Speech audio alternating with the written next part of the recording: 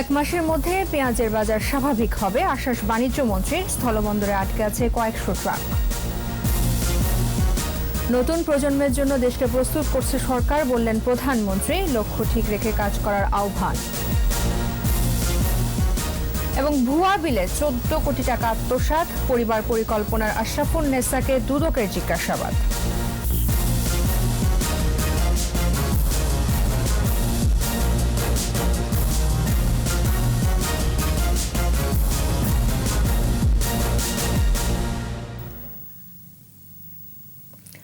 শুনছিলেন first security ইসলামী bank limited সংবাদ শিরোনাম। আমন্ত্রণ জানাচ্ছি রাত 9টার 21 সংবাদের সাথে আছে আমি তাজনুবা জাবিন। 21 টেলিভিশনের সংবাদ একই সাথে সরাসরি দেখতে পাবেন আমাদের ফেসবুক পেজ www.facebook.com/2124 অনলাইনে। খিদে যখন যেখানে, সাথে থাক বেলামে। এক মাসের মধ্যেই পেঁয়াজের দাম স্বাভাবিক হবে বলে জানিয়েছেন বাণিজ্যমন্ত্রী টিপু মুনশি। বাণিজ্য মন্ত্রণালয়ের সভাকক্ষে সংবাদ সম্মেলনে মন্ত্রী বলেন, মিয়ানমার, তুরস্ক সহ অন্য দেশ থেকে পেঁয়াজ আমদানি করার উদ্যোগ নেওয়া হয়েছে। আগামী এক মাস সবাইকে পেঁয়াজ কম খাওয়ার অনুরোধ জানান তিনি। অসাধু ব্যবসায়ীদের বিরুদ্ধে ব্যবস্থা নেওয়ার হুঁশিয়ারি দিয়েছেন বাণিজ্যমন্ত্রী। আরও জানাচ্ছেন প্রণব চক্রবর্তী। হঠাৎই ভারত রপ্তানি বন্ধ করে দেয় বাজারে ঝাঁঝ বাড়ে পেঁয়াজের। বেশি বেশি পেঁয়াজ কেনার হিড়িক, দাম বাড়ে পাইকারি খুচরা সব বাজারে। ভারতীয় পেঁয়াজ 70 থেকে 80 টাকা আর দেশি পেঁয়াজ দাম ওঠে 100 টাকা। এ অবস্থায় সংবাদ সম্মেলনে বাণিজ্যমন্ত্রী জানান, দেশে পেঁয়াজের মজুদ এখনো প্রায় 5 লাখ টন। তবে এবছরে প্রয়োজন হবে 10 লাখ টন। ঘাটতি মেটাতে আমদানি করতে হয় 80 থেকে 90 ভাগ। তবে গত বছরের অভিজ্ঞতা কাজে লাগিয়ে সমাধানের পথ খুঁজছেন মন্ত্রী। ধারণাটা আমার ছিল যে হয়তো তারা বন্ধ করবে না, তারা হয়তো একটা মিনিমাম প্রাইস তারা বেঁধে দেবেন যে এর নিচে এক্সপোর্ট করা যাবে না। কারণ এটা সত্যি কথা যে সেই নাসিকের বাজারে যেটা 16-17 রুপিস ছিল সেটা 32 থেকে 35 রুপিতে চলে যায়। আমরা প্রতিদিন খবর রাখছিলাম। এই উঠতি প্রাইসটার কারণেই আমরা একটু ভয় পেয়ে আমরা অল্টারনেটিভ মার্কেট থেকে শুরু করলাম। সংকটের সুযোগ নিচ্ছে অসাধু ব্যবসায়ীরা। ব্যবস্থা নিতে শুরু করেছে ভোক্তা অধিকার সংরক্ষণ অধিদপ্তর সহ বাণিজ্য মন্ত্রণালয়। তাদের যে বন্ধ করার কারণে হয়তো এক মাস আমাদের উপর চাপ পড়বে, সেটা যদি আমরা একটু সাশ্রয়ী হই কেনাতে, আমরা যদি এই অসাধু ব্যবসায়ীদের একটু চাপে রাখতে পারি, তাহলে আশা করি এক মাসের মাথায় আমরা অল্টারনেটিভ সব জায়গা থেকে পেঁয়াজ এনে আমরা মোটামুটিভাবে স্বাভাবিক কাছাকাছি রাখতে পারব।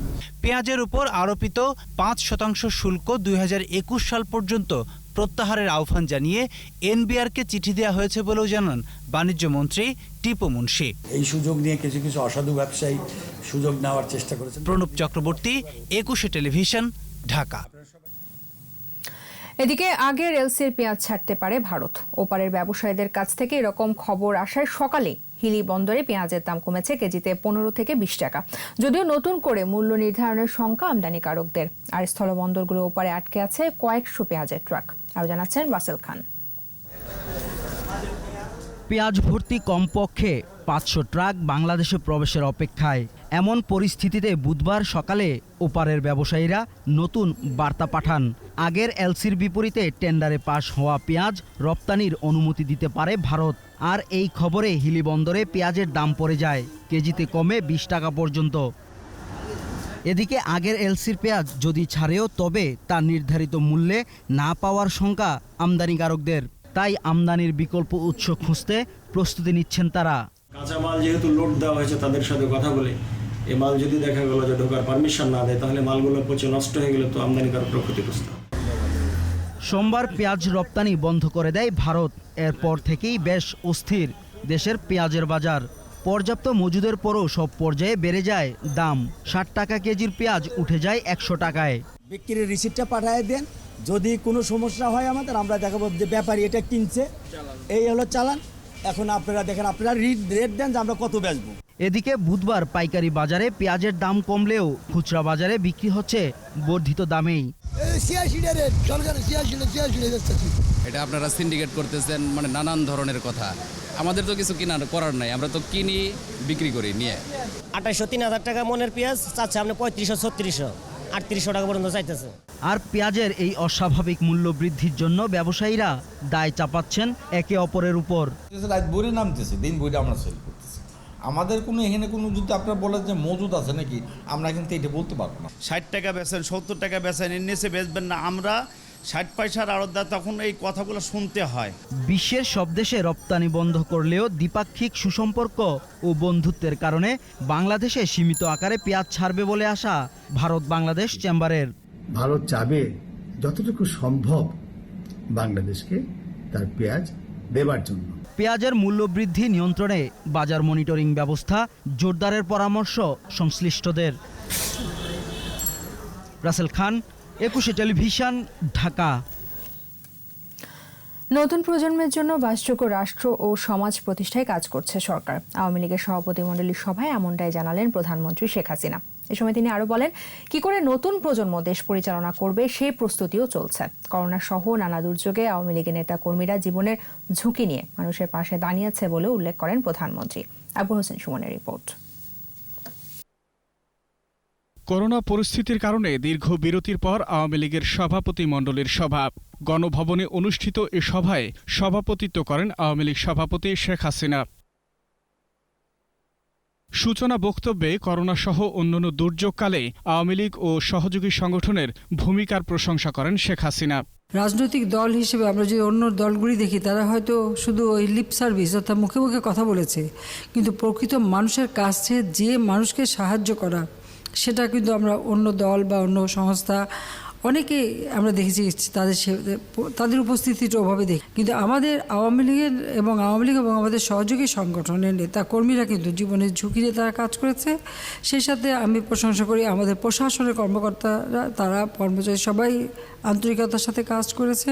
সময়ের সাথে তাল মিলিয়ে চলতে পরিবর্তন আনলেও আদর্শ ও উদ্দেশ্য ঠিক রেখে নতুন প্রজন্মের জন্য বাসযোগ্য বাংলাদেশ বিনির্মাণের আশ্বাস দেন প্রধানমন্ত্রী।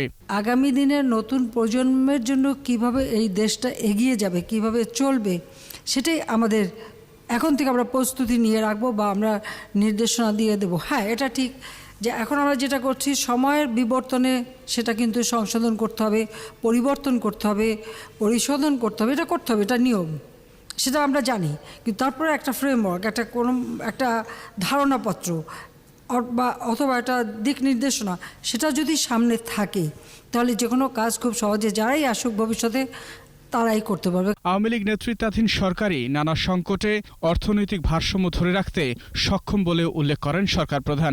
রাজনৈতিক দল হিসেবে আওয়ামী লীগ একমাত্র রাজনৈতিক দল যার একটা ইকোনমিক আমাদের পলিসি আছে, নিয়ম আছে, এবং আমরা সেটাকে মাথায় রেখেই কিন্তু আমরা কাজ করে যাই। লক্ষ্য ঠিক রেখে কাজ করতে দলের সদস্যদের প্রতি আহ্বান জানান আওয়ামী লীগ সভাপতি।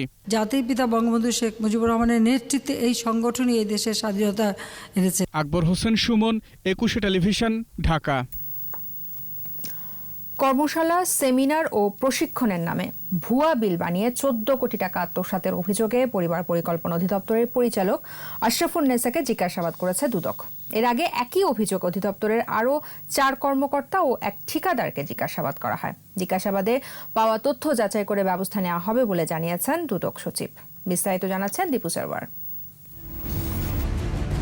2018-19 অর্থ বছরে বাল্যবিবাহ প্রতিরোধ প্রকল্পের 486টি কর্মশালা আয়োজন না করেই 4 কর্মকর্তা ও এক ঠিকাদারের সাথে যোগ সাজশ করে 7 কোটি টাকা আত্মসাৎ করেন পরিবার পরিকল্পনা অধিদপ্তরের পরিচালক আশরাফুন নেসা।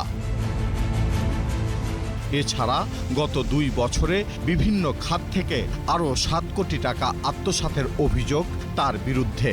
এসব বিষয়েই বুধবার বেলা 11টা থেকে দুপুর 2:30টা পর্যন্ত দুর্নীতি দমন কমিশনের প্রধান কার্যালয়ে জিজ্ঞাসাবাদ করা হয় তাকে। জিজ্ঞাসাবাদ শেষে দুর্নীতির অভিযোগ নিয়ে সাংবাদিকদের নানা প্রশ্নের মুখোমুখি হন আশরাফুন নেসা। প্রকিউরমেন্টের কমিটিকে ডেকেছে, প্রকিউরমেন্ট কমিটি আমাদের প্রসেস অনুযায়ী যা বলা তথ্য দিয়েছে। আমার মন্তব্য এই অভিযোগগুলো সত্যি নয়। পরে দুদক সচিবও এ বিষয়ে কথা বলেন। ভুয়া বিল ভাউচারের মাধ্যমে প্রচুর অর্থ আত্মসাৎ করা হয়, তো সেটি প্রাথমিকভাবে যাচাই বাছাই করা হয়েছে।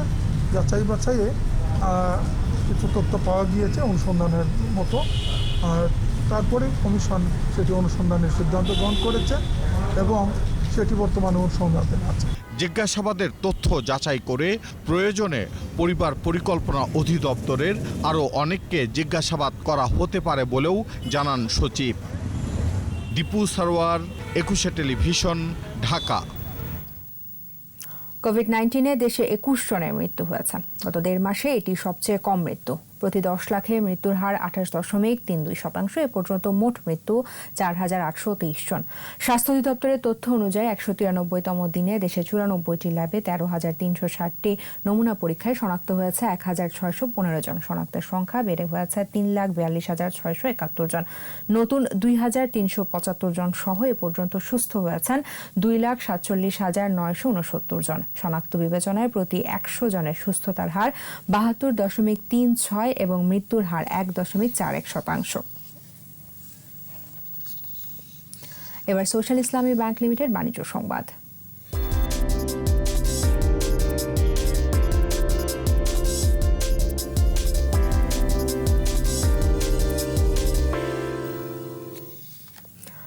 ভার্চুয়াল প্ল্যাটফর্মে হয়ে গেল সোশ্যাল ইসলামী ব্যাংকের 25তম বার্ষিক সাধারণ সভায় 2019 সালের জন্য স্টক ও নগদে 10% লভ্যাংশ অনুমোদন করা হয়। সভাপতিত্ব করেন পরিচালনা পর্ষদের চেয়ারম্যান ও চট্টগ্রাম বিশ্ববিদ্যালয়ের সাবেক উপাচার্য প্রফেসর আনোয়ারুল আজিম আরিফ। সভায় পরিচালনা পর্ষদের সদস্য ও শেয়ার হোল্ডাররা অংশগ্রহণ করেন। এছাড়াও অংশ নেন ব্যাংকের ব্যবস্থাপনা পরিচালক ও প্রধান নির্বাহী কাজী ওসমান আলী এবং কোম্পানি সচিব আব্দুল হান্নান খান।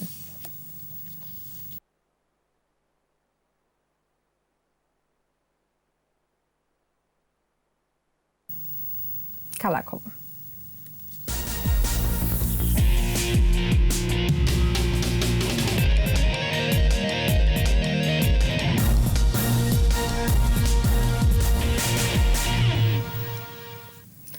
রোববার নির্বাচনী ইশতেহার ঘোষণা করবেন বাংলাদেশ ফুটবল ফেডারেশন নির্বাচনের সভাপতি প্রার্থী কাজী সালাউদ্দিন। এক প্রশ্নের জবাবে সাংবাদিকদের এই তথ্য জানান তিনি। আমি চমক কথাটা খুব একটা মানে বুঝি না। ফুটবলে there is no চমক। ফুটবলে you have to keep on working। আপনি যে কাজ করতে থাকেন চমক আসবে। যেমন লাস্ট 12 বছর যে 11টা-12টা লিগ হয়েছে, তার চমক হলো ইন্ডিয়ার সাথে 70,000 লোকের সামনে জিততে লাস্ট মিনিটে ড্র। তার চমক হলো কাতারের মতো টিমকে হারিয়ে ফার্স্ট টাইম অলিম্পিকের সেকেন্ড রাউন্ডে যাওয়া। চমকটা প্লেয়াররা দেখাবে। এর সাথে শেষ করছি রাত 9:21 সংবাদ। যাবার আগে ফার্স্ট সিকিউরিটি ইসলামী ব্যাংক লিমিটেড সংবাদ শিরোনামগুলো জানাবো আরও একবার। 1 মাসের মধ্যে পেঁয়াজের বাজার স্বাভাবিক হবে আশ্বাস বাণিজ্য মন্ত্রীর। স্থলবন্দরে আটকে আছে কয়েকশো ট্রাক। নতুন প্রজন্মের জন্য দেশকে প্রস্তুত করছে সরকার, বললেন প্রধানমন্ত্রী। লক্ষ্য ঠিক রেখে কাজ করার আহ্বান। ভুয়া বিলে 14 কোটি টাকা আত্মসাৎ, পরিবার পরিকল্পনার আশরাফুন নেসাকে দুদকের জিজ্ঞাসাবাদ।